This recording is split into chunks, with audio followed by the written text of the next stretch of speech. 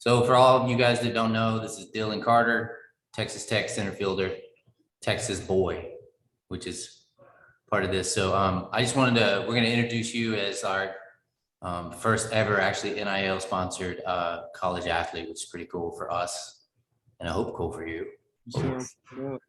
A lot of new stuff to figure out. But what I wanted to do, man, was try to figure out how we could kind of let people know you. You know, I actually have a couple personal questions along the way, but like focusing on baseball for sure, because you know, a lot of kids, a lot of parents want to kind of know how you got where you got, you know, and that could be a different journey for a lot of kids. And, you know, I know parents stress out a lot about, you know, if a kid wants to do what you're doing, how do they get there, right? Sure. So I had a couple questions like, you know, like when you were a kid, like, let's go back to like, I'm talking little league age. I'm talking like when you first discovered sports. I'm sure you played like soccer, like everybody else here in Texas. And did you play, you know, like elementary school, did you play like all the sports, or was like baseball something that came to you really early? Like, man, I want to be a baseball player. Actually, growing up, yeah, I played baseball, soccer. I tried the basketball thing, definitely wasn't me. But really, my passion growing up was always football. Yeah, I good. thought for sure I was going to play football at the Air Force Academy like my dad did. So that was Oh, wow, I didn't know that. That's cool. yes, sir. So that was my main goal growing up until I guess I was 14 or 15 is when I guess when the colleges start looking at you. I didn't even plan on it being that early, but Yeah, football came first, and that's kind of what I just decided to really focus on was to play college baseball. very cool. We got a connection. I signed with the Air Force Academy to play football like 50 years ago. Really? That's what I love too, man. Like, I just love football. Like, you know, being from Texas, I mean, I love baseball, but I can't ever look anybody in the eye and go, I ever had as much fun playing baseball as I did Texas high school football, you know? Can't beat Texas high school. It's Can't beat it, man. People don't get it from around the country, but man, it's just being out there with your teammates. It's intense, man. It's fun. It's war, you know? different. Yeah. So like, I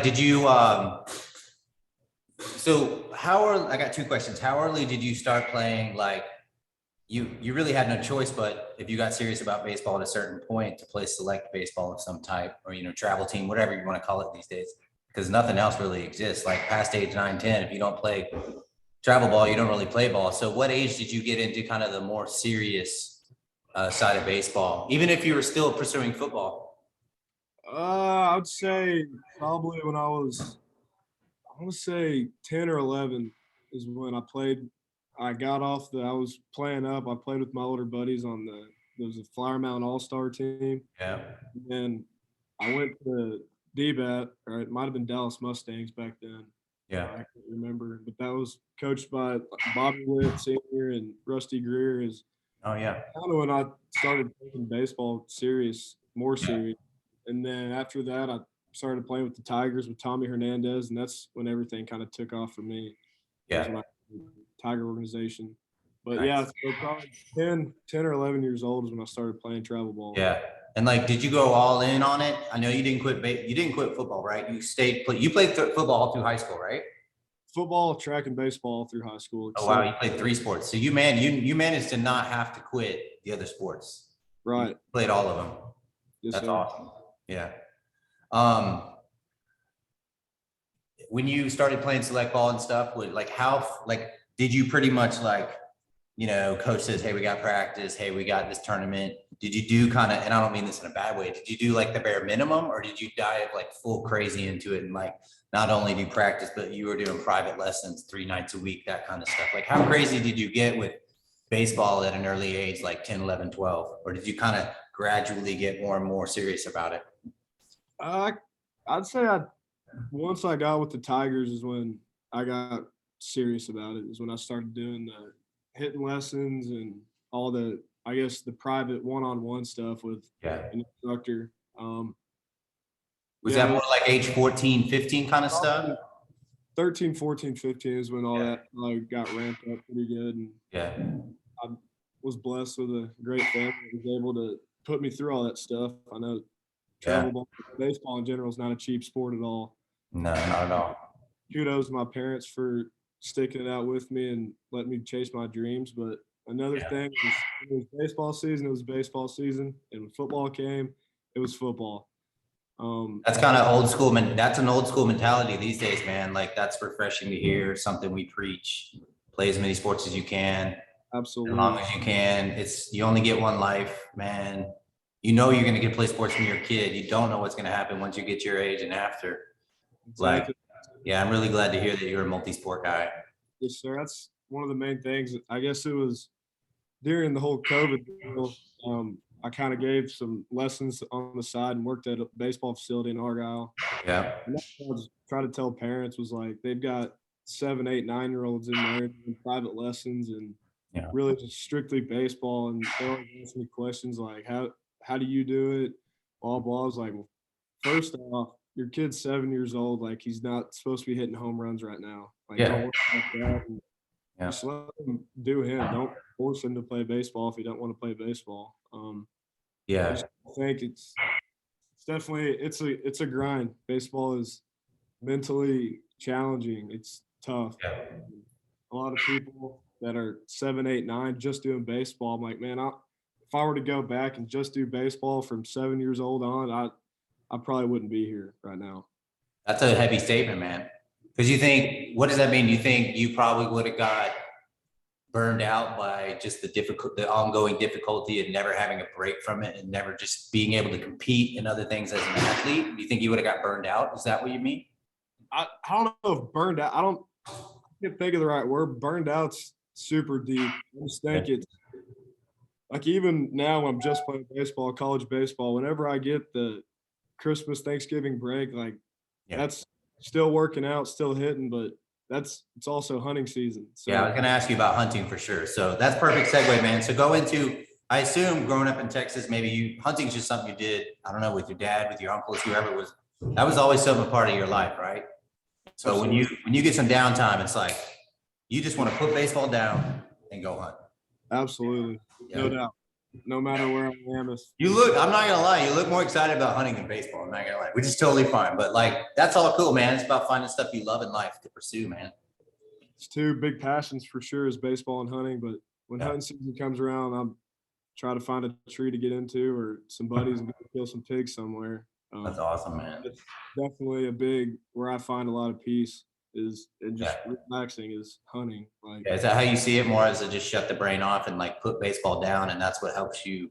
It's not so much, I mean, there's a lot of cool things in hunting that, we've talked about with like, I don't know, like before you shoot a deer, like that adrenaline coming up and how do you keep yourself calm? I mean, there's a correlation there between that and hitting and maybe that helps you, but it's first and foremost about getting away. It makes you a better baseball player because you get away from it and stop grinding on and stop worrying about it. And maybe some perspective. The hardest way to play baseball is to worry about it nonstop all the time, do or die, life or death. It's hard to hit like that. absolutely, it's Yeah. you gotta. I guess you gotta find your own ticks and how to. I guess bring yourself down, slow your heart rate down is a big thing that Tad preaches. Is just be in the moment. Don't make the moment bigger than it has to be, and be where Yeah. you're feeling. So that's a good segue too. Like, let's talk about the pressure. This is your third year of college baseball. I know you had a COVID shortened season. It's 2.5 years. I guess. 2.5 years. Yeah. Third year playing ball. Yeah. So, I mean, just in all honesty, like D1 baseball is a big jump. Either you could be one of whatever high school level you played in Texas, that's good. I know Argyle is it's in one of the bigger divisions and, you're playing big schools, but like, no matter what, you get to college D1 baseball as a freshman. There are a lot of good guys around you, like a lot of good players, a lot of developed guys. Maybe you're playing against guys too that like they didn't play other sports, and so in a way, maybe they're a little bit more polished and skilled up in baseball, even though maybe they're not as competitive as a multi-sport athlete. Like, how intimidating was it to get to college, and like how did you deal with working your way into it and being one of the guys to where you're at now? I guess being at Argyle definitely helped because I guess technically it was a small school, it was 4A, so I graduated with 206 kids, I think. Okay. But just that all 4 years I played on phenomenal teams at Argyle High, but my junior senior season there, our team was, I mean, you looked around and there were there was no gap. Like everybody was just right there with each other, 1 through 9 in the lineup. So I think that was a big thing for me coming to college. Was I've been in summer ball with the Tigers. I was always playing with great talent, Yeah. and not all. I wasn't always the best player on the field, which was great because you get to college and you're just another player here. Like Yeah. you got to grind and Yeah. figure out how to be just that one little bit better than the guy next to you. And I just definitely a jump going from 4A high school baseball to Power 5 Division 1. But it's still the same game. It's still 60 feet 6 inches, Yeah. and that's the way I look at it. Just So does that mentality come from, is that just naturally how you are? Did your parents help you? Because that's kind of the thing, right? A lot of people get there and they could freak out, man. Like, this is too big for me. This is too fast for me.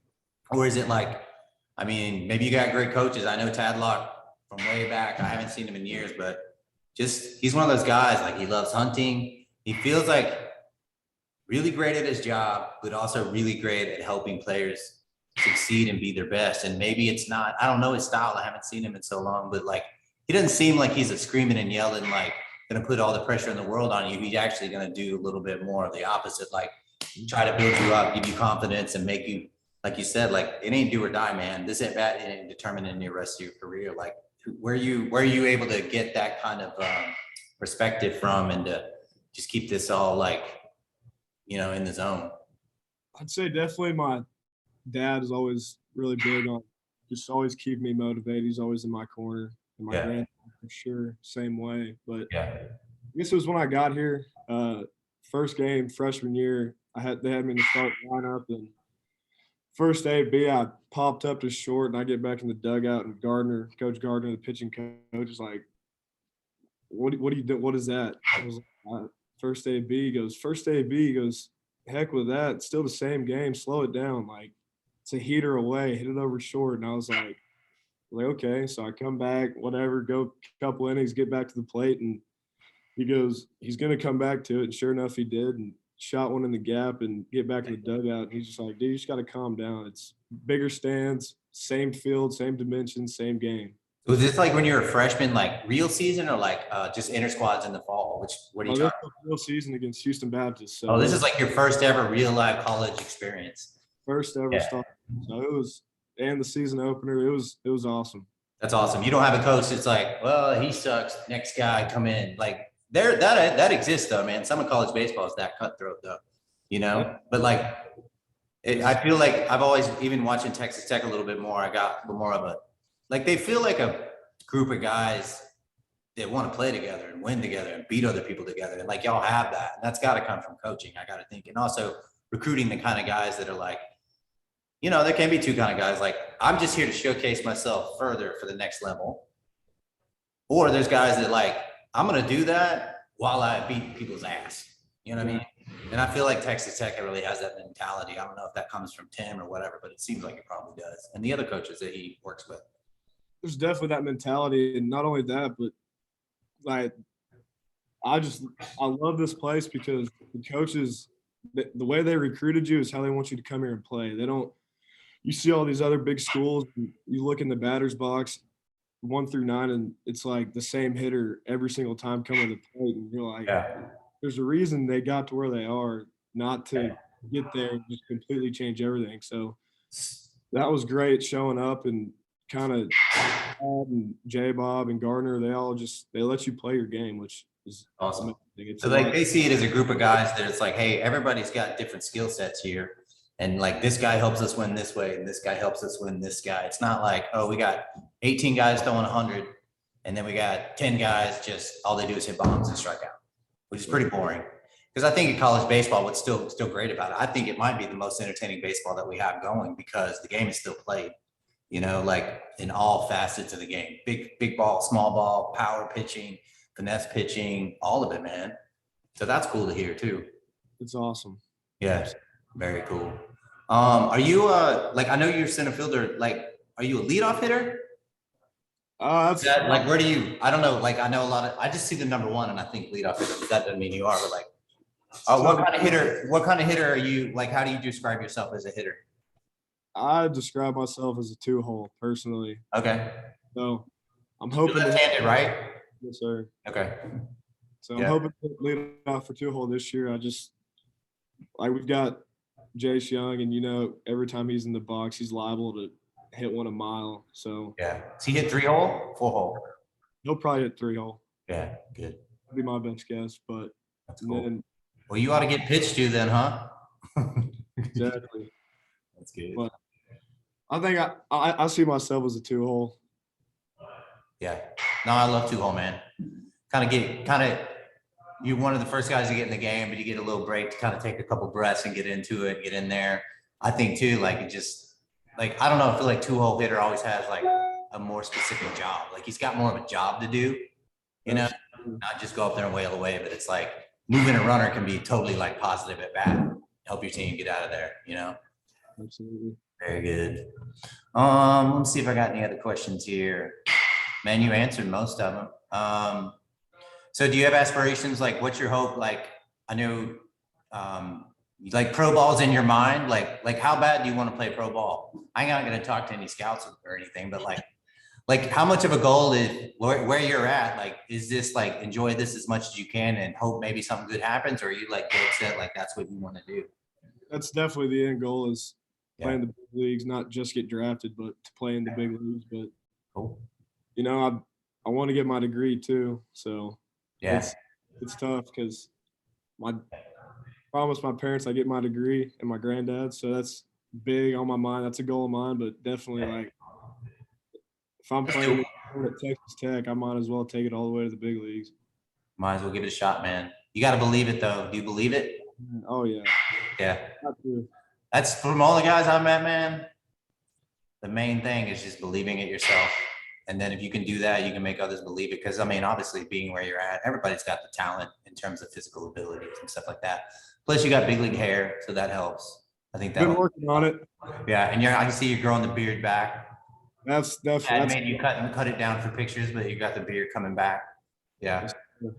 Well, not to get into. So anyway, thanks for taking the time, man. I'm super cool that our audience is going to get to know you this year, and they're going to be watching you, man. You got a whole Warstripe Nation. I didn't think about this. I was like, oh, not only you got Tech fans, you're going to have all the Warstripe Nation watching you, man. So no pressure. But yeah, man, just play hard like we know you do. That's how you got recommended to us. But like, we're super stoked about getting to work with you, man. Like this NIL thing, like I want people to know too, like, in all honesty, like I didn't come to you and say, hey, here's a bunch of money. Will you please swing our bat? We found out you were swinging the gunner without us knowing. Right. I think it's cool because you found it on your own.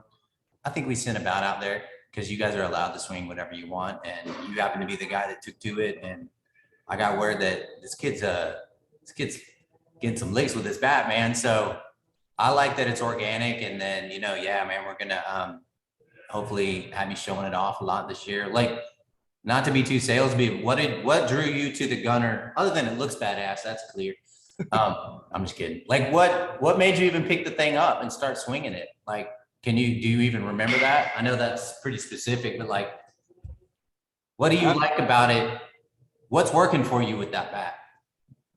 I like the 2-piece, but not only that, just I don't know why, but nobody was swinging it, and I was like, here, give me that bat. Let me see that bat. And I started swinging it and started getting hits with it, and I was like, this bat's for real. Like I like this bat a lot. And everybody's like, what is that? I'm like, who cares, bro? I'm swinging it. Like it feels good.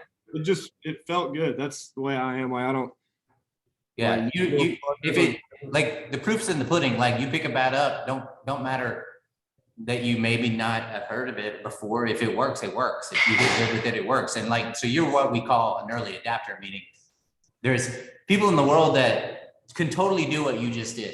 They can see the product for what it is, start using it, start hitting with it. And it doesn't matter to you. It sounds like that anybody on your team had ever heard of it or swung it. That don't matter. Yeah. The most people in the world are the opposite. They need, for them to believe that it works, they got to see a whole bunch of other people using it, right? But we're getting there, you know what I mean? And then little reviews coming out that it's got the highest exit velo in BB core so far. It might help some people change their mind, but it's a process like anything else, you know what I mean? So that's cool, man. That really excites me that you're just that guy, just pick up the bat and feels good and go.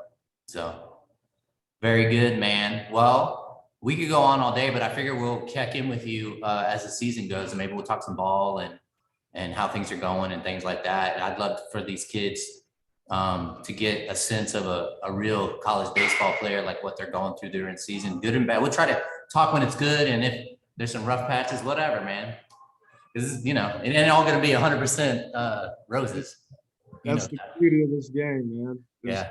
peaks and valleys. Just Yeah. gotta try to maximize the peaks and limit the valleys. Yeah. Well, we'll see you. It sounds like we'll see you soon. Tech's playing out in Dallas where we're at in about a month. So we'll definitely connect then and do some more stuff and say hey to everybody, man. All right. Sounds All good. right, go back to practice now. Study hard and all the things your dad tells you, man. Yes, sir. I appreciate the time. All right, bud. See you soon. All right, we'll see you.